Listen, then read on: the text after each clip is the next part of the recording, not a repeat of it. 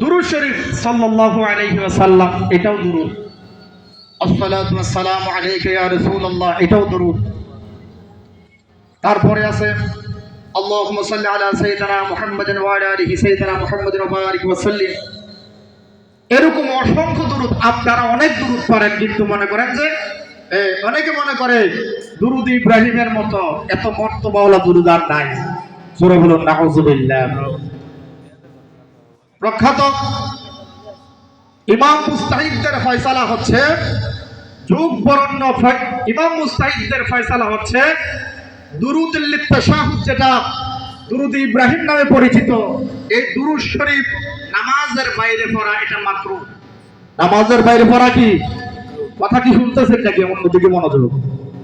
কথাগুলো আসলে যদিও আপনাদের কাছে সামান্য মনে হয় গুরুত্বপূর্ণ কথা। দুরূদ ইব্রাহিম নামাজ ছাড়া পড়া কি?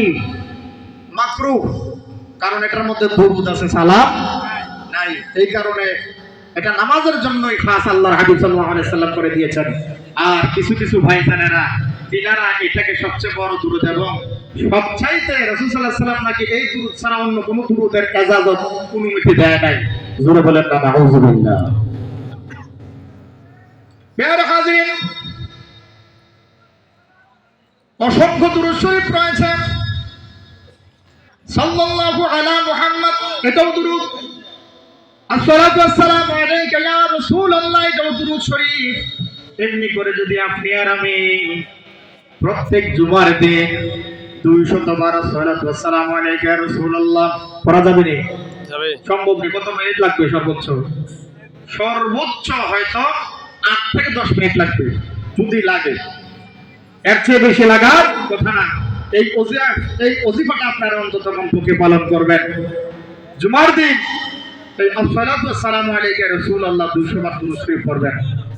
আল্লাহর হাবিব হাদিসে মুবারাকার মধ্যে বলছেন যে উম্মত আমার প্রতি মহব্বত নিয়ে 200 বার জুমার দিনে দুরূদ শরীফ পাঠ করবে, তার জন্য জান্নাত থেকে আমার আল্লাহ তাআলা রহমতের একটা ফেরেশতাকে জান্নাতি সেই স্বর্ণের খাতা এবং রূপার কলম দিয়ে তাকে জমিনের মধ্যে পাঠাইবেন।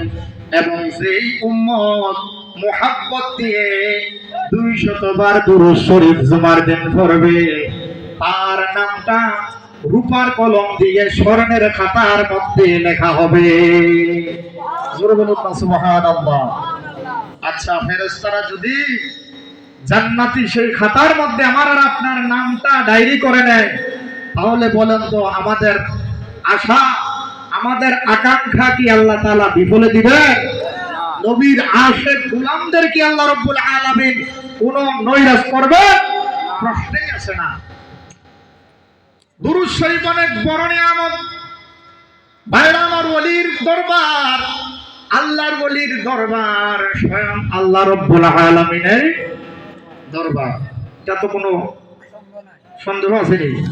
আমি আর আপনি না করলেও কিন্তু কিছু কিছু আমাদের ভাইজানেরা আছে, ওলি আল্লাহদের নাম শুনলে তাদের গাও চুলকায়, হাত পাও ঘামায়, মাথা খারাপ হয়ে যায়, কলবের মধ্যে আগুন লেগে যায়, রাগ এসে যায়। জোরে বলুন না নাউযুবিল্লাহ। তাদেরকে আমি বলবো, যার দ্বারা সিন্নি খাইলা মোল্লা চিনলা না, ঠিক কিনা? যার দ্বারা সিন্নি খাইলি মোল্লা চিনলি না, এরা হচ্ছে মুনাফিক, সাচ্চা মুনাফিক।